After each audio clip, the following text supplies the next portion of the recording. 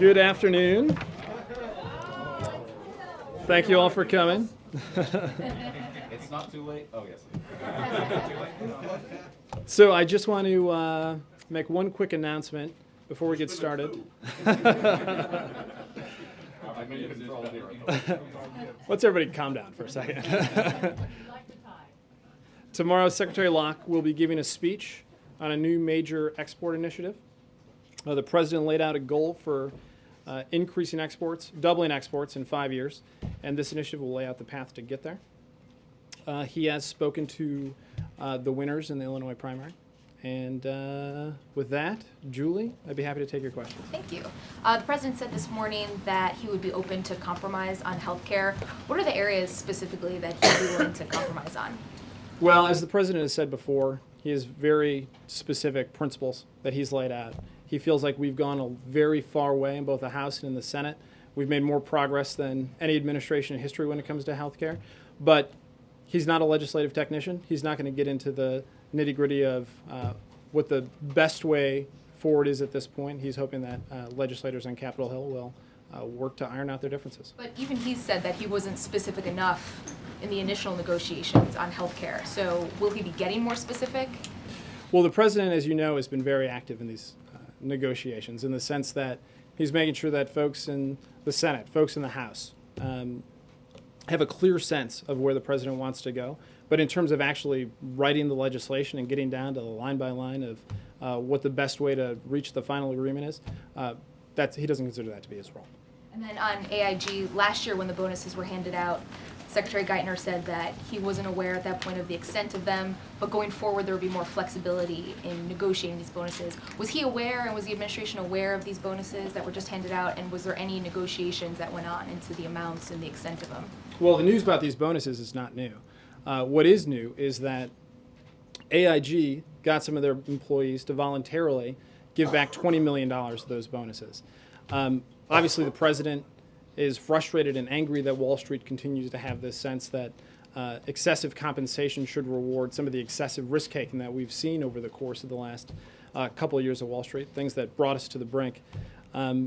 That's why he hasn't stopped fighting to make sure that we get the reforms in place in order to get these packages under control, things like say-on pay, ways that we can do this through financial regulatory reform. He's also been serious about making sure that we get taxpayer money back, which is why he instituted the bank fee, to make sure that every single dime that went out from taxpayers comes back to the federal government. But is there frustration, though, that no matter what he says and no matter what he seems to do at this point, these bonuses are still getting handed out? Well, like I said before, the news about these isn't new, but what is new is that some of that money is not going out. But is he frustrated and angry about the fact that the bonus structure remains the same that it has been? Absolutely. So the president's going to work on those items that I mentioned. Matt? A couple of questions, one economic, the other foreign.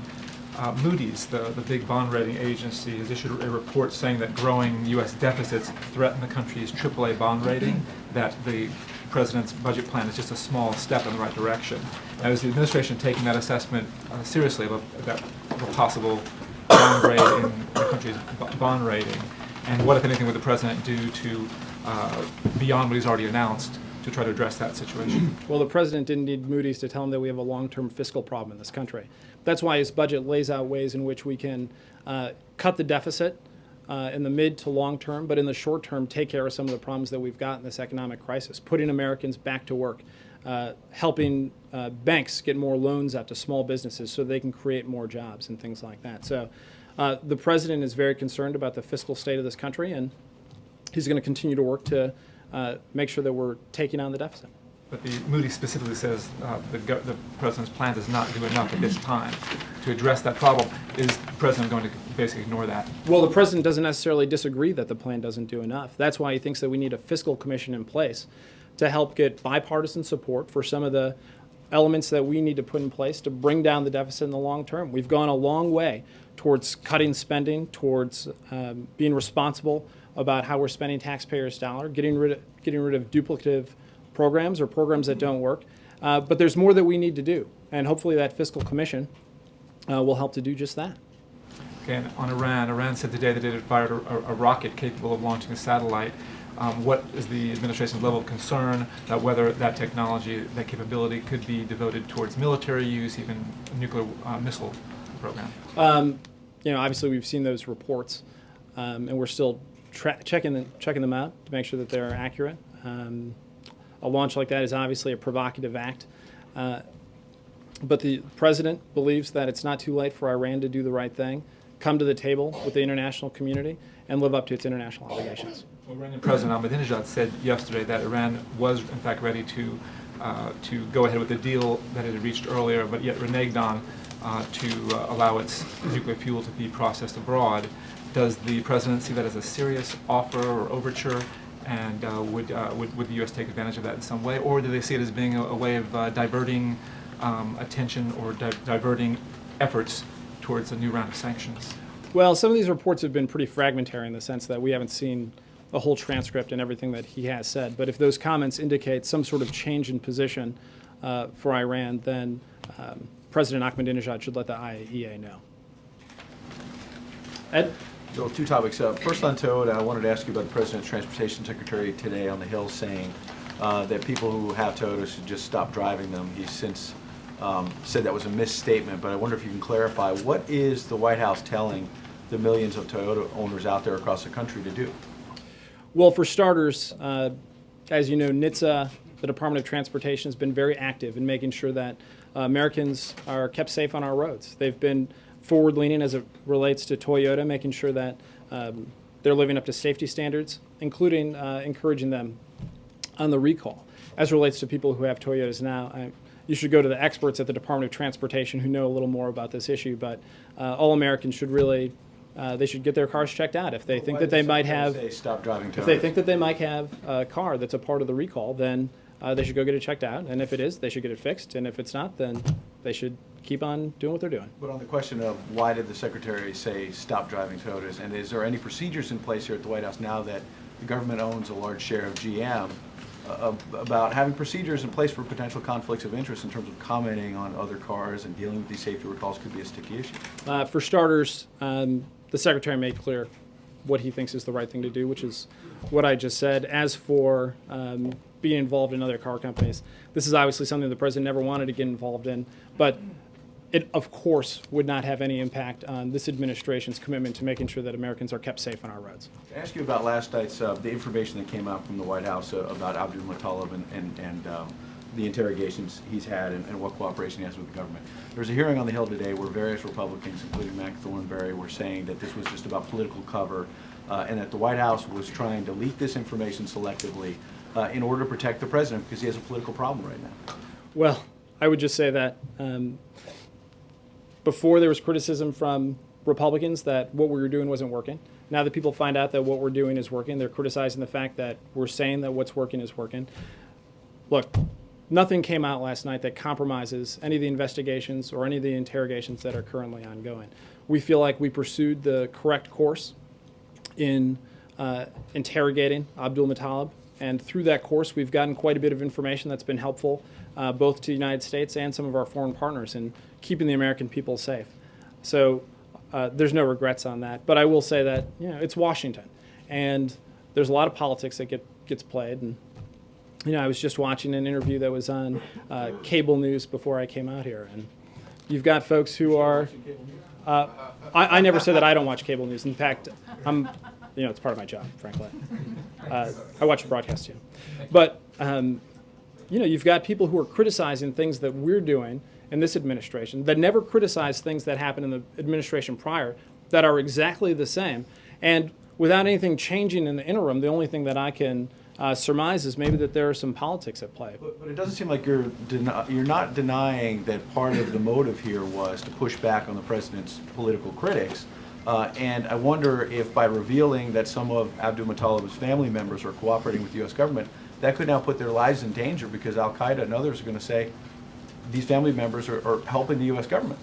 Well, for starters, I will say that the reason that people were told about the success of these interviews didn't have anything to do with politics in the sense that the determination was made here at the White House that it was important for the American people to know that we're doing everything possible to keep the American people safe.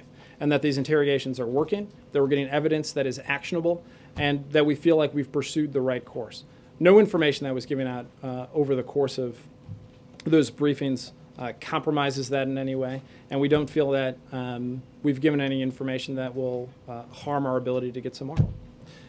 Nope, we're just going to keep moving. Chip? Well, I'm a little confused then. If the investigation was not compromised in any way by what came out last night, why didn't it come out a long time ago? Why wait?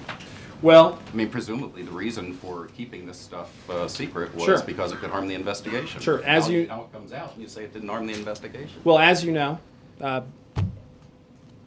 because it was said last night, ideally this information would not necessarily come out. Well, why if it doesn't harm the But- investigation? In order for the American people to know that we are doing everything possible to keep them safe, and in order for our continued success in this effort, we made the determination that it was a good idea to make sure that people knew that our sources and that our methods here were working. Wouldn't you want to share with the American people the maximum amount of information possible, so long as it doesn't hurt the investigation?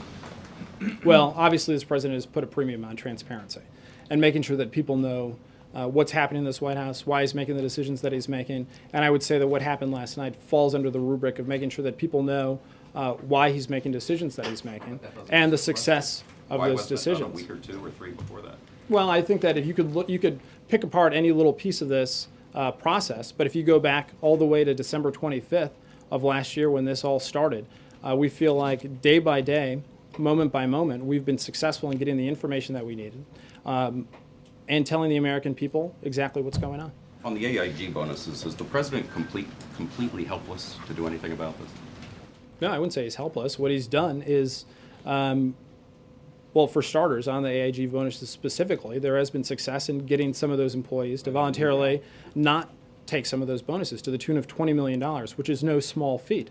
Secondly, I would say that he thinks that going forward we need to do more things to get these bonuses under control. That's why he's for and promoting say-on-pay legislation. That's why he's for getting some of this through financial reform. So no, I would not say that he's helpless. I would say that he's doing everything that he can in order to get this under control. But in the past, when this has happened, he has come out and voiced his outrage. He's not doing it now. Well, is he just saying, well, I can't do anything about it. I'm not going to go out and voice the outrage I've voiced before. It's a marked difference. That Well, he's Chip, I not think out you here- should keep in mind that your network and other folks in here have all reported on these bonuses before. For, the president to go out and holler at the top of his lungs just because there's old information that's being reported again, and in fact, the only new information that's being reported is actually good news. I don't think it necessarily makes sense for the president every single time to go out and say, here's what I'm thinking. The president is focused on creating jobs in this country. He's focused on getting our economy back on track. Speaking to every question every single day doesn't necessarily put our country on the path to where we need to be in the long term. News today, why not be out there? You may have noticed from this White House that we don't necessarily just jump on every single thing that runs on the front page of newspapers. Jake? Any significance to your being here? Should we read anything into this? You shouldn't read a thing into it other than Gibbs had a couple things to do. Did Admiral Blair? Gibbs had what? Gibbs had a couple things to do. Will you get a bonus? No, unfortunately, as you may know, that there's a salary freeze in place here. Were Admiral Blair and FBI Director Mueller not supposed to say in the hearing yesterday that Abdul Muttalib was still talking? Was that inadvertent, sharing that information? You would have to ask them about what was inadvertent and not inadvertent. We feel like we've done a good job at sharing with the American people what we're doing to keep them safe, and we're going to continue to do that. My impression is that the reason that the briefing happened last night was because this information was starting to get out there, so the administration wanted to share the story to correct the record, but also because the information had already been disclosed that he was cooperating again. And my impression is that Blair and Mueller were the ones who let that information be known, unless there's some other story. I don't Well, know. to the extent there's a lot of information that's getting out there from all corners, there was an importance in contextualizing some of that information that was out there from the White House. But I don't agree with your characterization of their testimony, but we do feel like we did a good job of letting folks know exactly what we're up to. I don't think I characterized it. I don't think I just asked if they... Similar characterization. Is that right? Well, the other question I have has to do with a statement President Obama made last week when he was speaking to the Republican retreat, the House Republican Conference. He said, he was referring to the stray cats and dogs in the healthcare legislation, and he said, as examples, he said, quote, "We said from the start it was going to be important for us to be consistent in saying to people, you want to keep the health insurance you got, you can keep it, that you're not going to have anybody getting in between you and your doctor and your decision making. And I think that some of the provisions that got snuck in might have violated that pledge." And he said that you guys were in the process of eliminating those provisions. What are those provisions? I'm not sure. I'll have to get back to you. Chuck? A couple questions. First, when you say he called the winners of the Illinois primary, I mean, I assume the Senate race. He isn't, not the governor's race, right? He called Giannis and Quinn. He called, and not Mark Kirk? Should we assume he called No, Mark he did Kirk not call too? Mark Kirk. I think there's other calls on the schedule, but he does not call I Mark. got you. Going back to some of the facts that came out on last night's briefing, what do you say to the criticism that says, okay, you guys started to get information from him after January 17th, sometime last week, but there's obviously was a 4-week gap where you got no information from him. And so the argument is you didn't use every tool in the arsenal that you had to get information. And I guess there still hasn't been a clear sort of response from you guys as to why you didn't use every tool you could have used, even in that, say, 24-hour period before he was Mirandized. I'm not sure what you mean by not using every tool. Getting other interrogators into the room that weren't the FBI, inviting the other members of the intelligence community. Well, I would say that the president put his trust very much in the professionals who have been tracking down and fighting Al-Qaeda for the last 10 years. And it was their determination that this course of action would be the best one to extract the most amount of information. And what we've seen over the course of these past weeks is that that determination was correct, and that we have gotten quite a bit of usable information that has helped across the intelligence community to keep the American people safe. So I think it's easy to sort of armchair quarterback this thing and say, you could have done this, you could have done that, why didn't you do this? What we know is that because of what we did, we were successful. And so the president is pleased with the results. But the criticism, forget the politics of this a minute, one of the criticisms is, okay, but there's a 4-week gap, and obviously time is of the essence on all of these. Sure. On all of this information. So how do you know you wouldn't have gotten this information sooner had you brought in another interrogator? Well, how do you know anything could have happened in the But you past didn't differently? try. But what I we do understand know, that, but you right? didn't use that other interrogator. So What we do know is that the way that we did this, step by step, methodically working to get every piece of information that we possibly could, that we were able to do it. Now, there is criticism out there from folks on Capitol Hill and not on Capitol Hill who say that we could have done this differently. The president's view is that given the choice between politicians in Washington and the men and women who have been fighting this battle for the last 10 years against Al-Qaeda, he's going to talk to those folks who've been fighting Al-Qaeda. And I think that the results speak for themselves. Is there any indication of that? Are you saying this is always going to be the way that you handle this, or could there be a next time where maybe before you Mirandize you would bring in the other members of the intelligence community? I mean, you would. Let's just talk about this issue of Mirandizing for a second, because a lot of you probably saw the email that Robert Gibbs sent out. And in it, it explains the FBI's current policy as it relates to Miranda. And in its Domestic Investigations and Operations Guide, it says clearly, within the United States, Miranda warnings are required to be given prior to custodial interviews. Now, this is the standard by which the FBI has has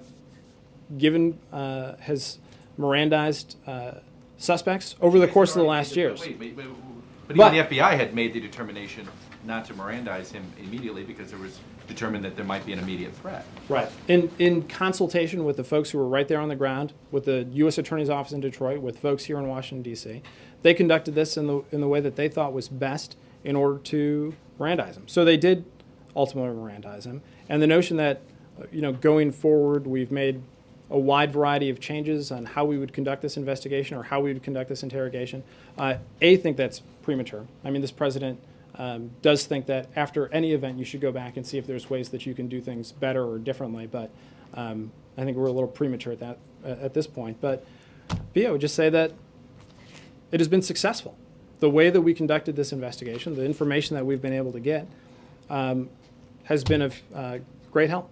Can you quickly tell us why Tim Shriver is meeting with Ronald Manning? I believe it's to talk about issues of mutual concern, and a little bit about the incident that happened in August that was reported previously. And what can you tell us that the Chief of Staff is going to say to Mr. Shriver? I don't know. He is, as you know, he's apologized, and we're all just moving forward. Sir? Bill, tell me how things are going with respect to Iran and pursuing these sanctions against them. Bring us up to date on that. Well, I would just say that Iran needs to live up to its obligations to the international community. But as a result of some of our policies, we have seen successes. We've seen that the international community is more united than it ever has been before in this region. Iran is more isolated from the international community than it has been before, and the nation of Iran is divided internally about what the best way forward is. So our view is that the door is still open. There's an offer on the table, and there's still time for Iran to do the right thing. But obviously they have not just yet.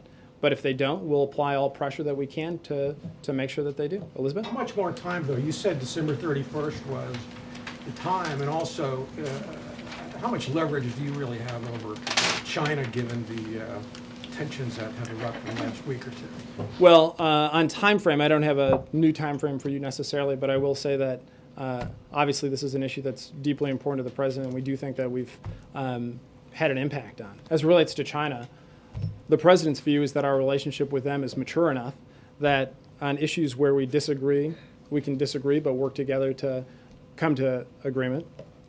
And we can also work with them on issues of mutual concern, like nuclear nonproliferation, the global economy, climate change, and things like that. Talking about the sanctions on Iran, will they back sanctions on Iran? Well, that's probably a better question for China. Elizabeth. This event today, the Q&A with Senate Democrats, Bill, what does the White House see? Is this akin to what happened in Baltimore with the GOP last week? And also, what's the ultimate usefulness of these Senate Democrats who are running for re-election questioning the president? Well, the president's view is that we ought to be as transparent as we can.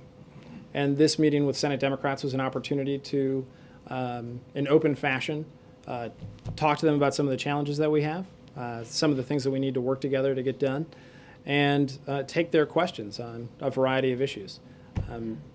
The Senate, I don't know if it was Senator Reid or another senator picked who asked the questions, but it was a pretty productive exchange, and I think that everybody felt like folks got a lot out of it. Does this, combined with Baltimore, represent a sort of new approach by the White House to getting its message out? We're certainly more, these meetings are certainly more on camera than they used to be, so in that sense, it is new.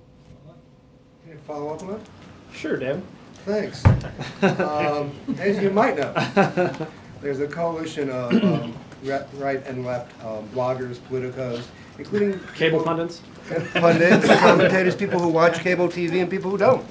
And including people who used to work in the administration and people who worked on the Obama campaign, who are asking both the president and the congressional Republican leaders in the House and Senate to hold these question time sessions, to commit to holding them on a regular basis.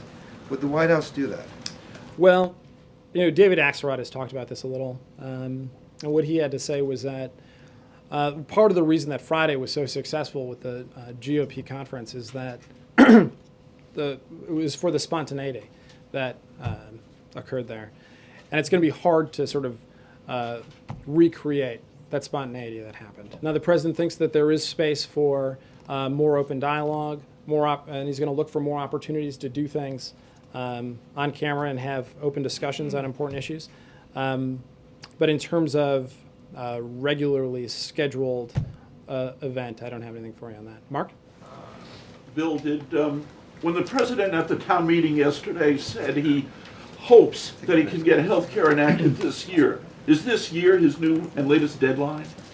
Is there anything before that that he wants to set, or is he going to give this Congress the whole year to get it done? I think the urgency of getting health care done because of the impact that the costs have on our federal deficit, that it has on small and large businesses, that it has on individuals, didn't go away, and the president wants to get it done as soon as possible. We don't have a specific deadline for what the next phase in this is, though. Are you able to say in what way he expects it might be enacted? With that one, House vote or reconciliation or something of that nature? No, he is not said. Roger? Bill, back to Ray LaHood this morning. Did the administration ask Mr. LaHood to tone down the original statement? Not that I know of. I think that he said something that he felt could be misconstrued, and so he cleared it up in that press conference that you saw. The White House has confidence in Mr. LaHood? You bet. All right. Another question. You mentioned Locke is doing a speech tomorrow on the trade accords. Does the administration plan to renegotiate those trade accords before sending them up to the Hill? You'll have to wait for the speech to see what the trade policy that he's talking all about is. But this might surprise you, but I don't have any news for you on renegotiating trade agreements today. The administration has had some trouble with the Columbia Accord before. Well, people come to this from different places. I think folks agree that exports help the economy, they help create American jobs, and the president is committed to doubling exports over the course of the next 5 years. But nobody's going to agree on a specific trade accord just as it sits. So the president's going to continue to work with folks to make sure that we get to a good agreement that works for American workers and works for getting trade going in an aggressive way. On Pakistan, there were 3 U.S. troops killed this morning. Is there any comment on that? Do you guys have any more details on that or any comment? Well, obviously our hearts go out to those families of the troops who were killed there today. I also saw that some of the girls who were at the school where they were killed as well, which shows the heinousness of the type of criminal that would inflict that sort of pain and suffering on folks there. The President of the United States condemns these attacks. They only act to underscore the threat that these extremists in Pakistan are to both Pakistan and to the United States, and we're committed to rooting them out. One other question, the biofuels thing this afternoon, there's a report coming out saying that the U.S. is failing to meet the biofuels targets set in the 07 energy legislation. Why is that? I don't have anything for you on that. There's a call at 4 o'clock you should hop on where we'll get into some granularity of biofuel policy. Major? Yeah. No, I'm not leaving. No. Stick around. No, I just want to need to pause for some more. Yeah.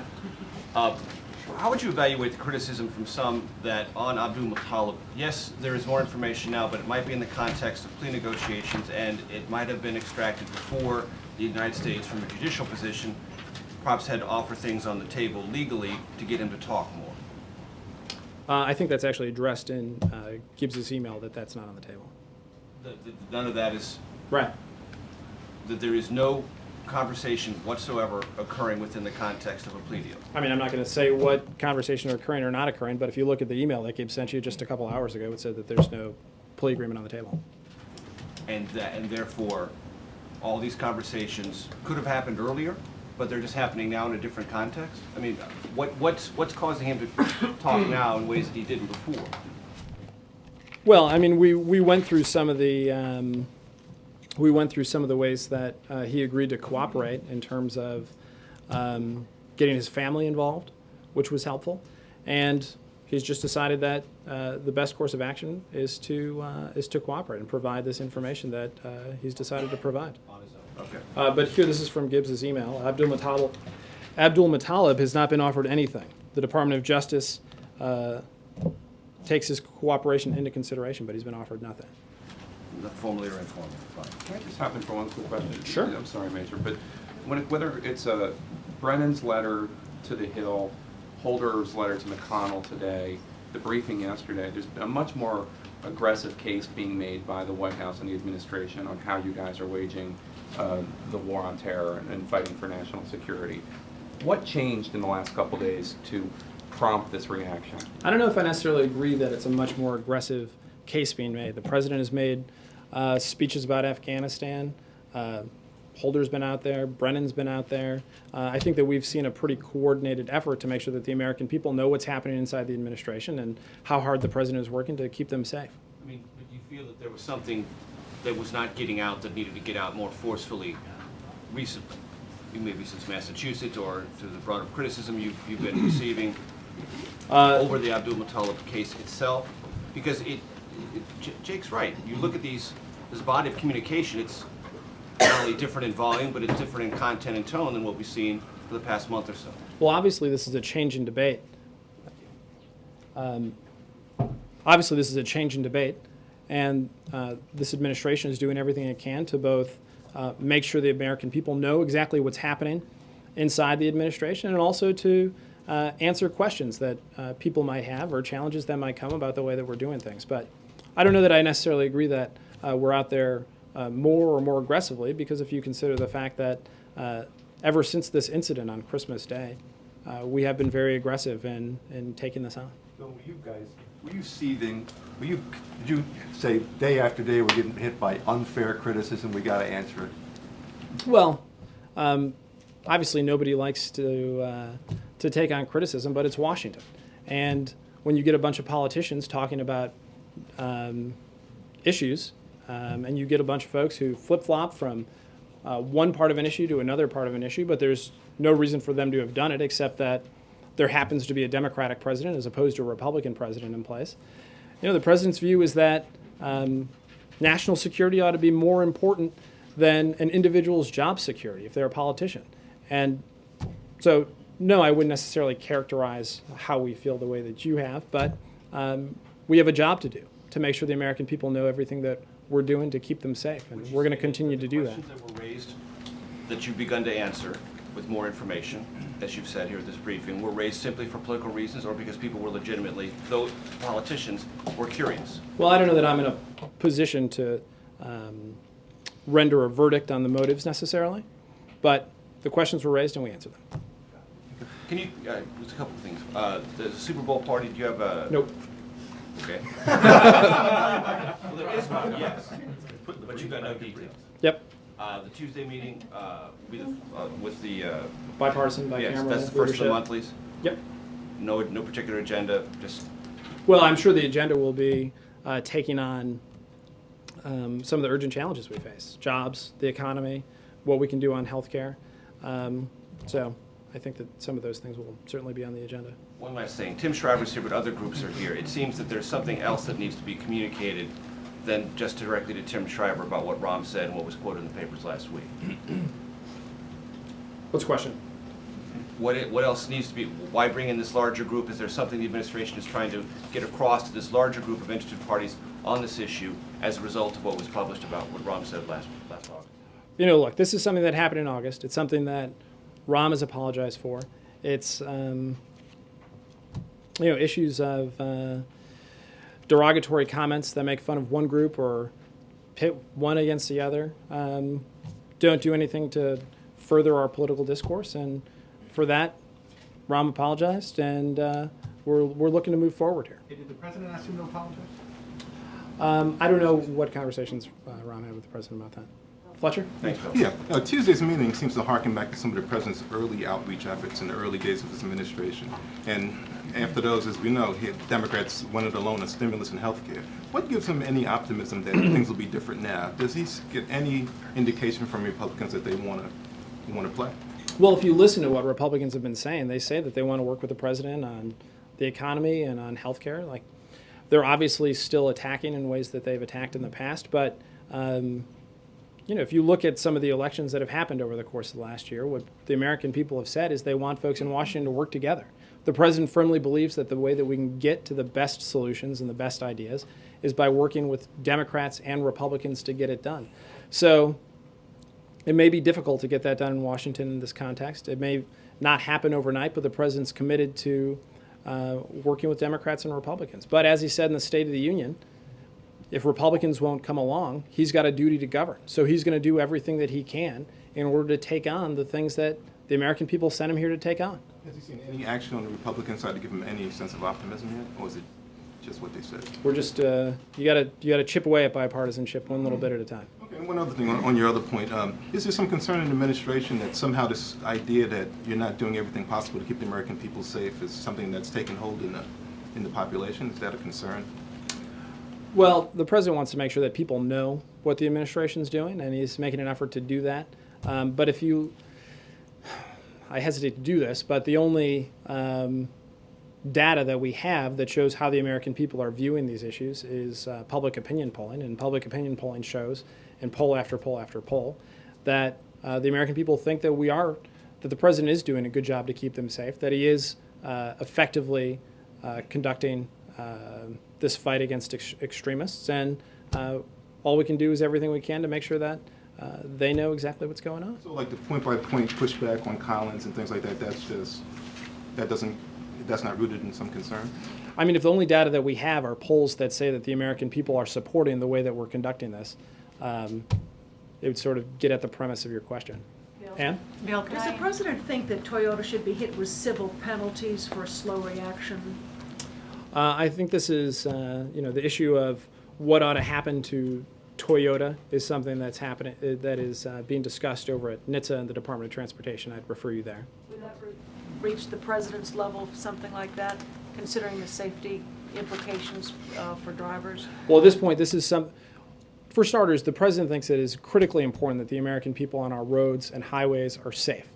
And he thinks that the Department of Transportation and NHTSA have done a good job at pushing Toyota to make sure that people are informed about what's going on, to make sure that those vehicles were recalled. And going forward, the place to get answers on what comes next are the Department of Transportation and NHTSA. Bill. Mara, Yeah. 1 second. I just have questions about the Senate Democrats meeting. You said that last Friday was successful because it was so spontaneous. In part. Pardon? In part. In part, because it was so spontaneous. How spontaneous do you think today was?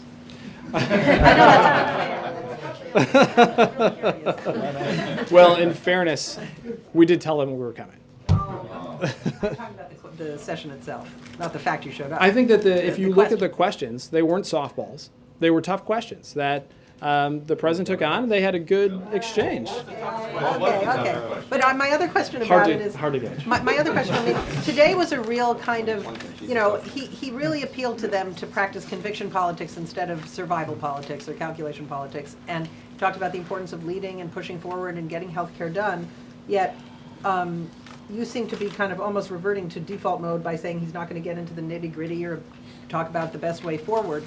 What I'm wondering is, does he consider the completion, and of course the Senate Democrats are one of the main reasons healthcare didn't get done, because they didn't finish it in a year, but does the president consider the completion of the healthcare legislation to be a measurement of whether Democrats can lead or not? Well, I think that the president sees healthcare as something that we desperately need to take on for a variety of reasons that don't have anything to do with politics. And that includes the cost to the American family, the cost to American businesses, and what it's doing to our federal deficit. So pundits can make the determination of the sort that you're asking. But if you look over the course of the last year, the president is proud of the accomplishments that he was able to make with this Congress, from everything from passing the Recovery Act that helped to create about 2 million jobs, passing Lilly Ledbetter to make sure that women get equal pay for equal work, signing S-chip into law, on and on and on. The president, I think, is pretty pleased with the amount of progress that we've been able to make, but he's not satisfied that we've done enough. But when you were asked about when he wants healthcare done, you said, he wants it done as soon as possible. He kind of said that all last year, and it didn't get done. And one of the criticisms that's been raised is maybe he didn't crack the whip early enough, or didn't really kind of heave it over the finish line himself earlier. I'm wondering if he's planning to do anything different this year. I wish I had some news for you on this. The president's made clear what his principles are. He's obviously talked to Senate Democrats today. He talked to House Republicans last week. He's going to talk to the leadership of both parties next week. And he's going to keep working to make progress on this. It's too important not to. Please, and you skipped over me. I sure did. Go ahead. All right. On Hamas, they have some very virulent anti-Israeli cartoons. In fact, the Daily Show did a good job in publicizing them yesterday. Is anybody in this administration aware of these, quote, cartoons? And does it affect policy in any way? I haven't seen the cartoons, and I missed that episode of the Jon Stewart show, so I'll refer you to our folks at the NSC.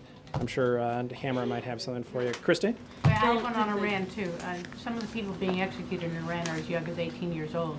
Does that harden the administration's attitude and hasten the sanctions towards Iran? Look, the president condemns those executions. He thinks that it marks a new low in their in where they are on human rights. He thinks that if they want to not be isolated from the international community, if they want to not keep isolating themselves even more from the Iranian people, they need to respect universal human rights. Christy? Bill, did the president call Pat Quinn to congratulate him on the win? Yeah. Did he also talk to Dan Hines? I'm not sure. Is he among the Democratic leaders who would like to see Dan Hines concede the race and avoid a... I haven't talked to him about it. Does he have a feeling, is he concerned at all about whether a protracted recount could win the governor? Not that I know about, but I haven't talked to him about it. Kara? Thanks, Bill. This morning, the president expressed frustration over the fact that some of his nominees have been subject to a hold for an unrelated piece of business. But as you know, this was a tactic he used when he was in the Senate. For example, he had a blanket hold on all EPA nominees because he was upset that the agency hadn't put out, I think it was a lead paint ruling. So how do you square that, just his record using some of these tactics with what he said this morning? The president thinks that we are in serious times.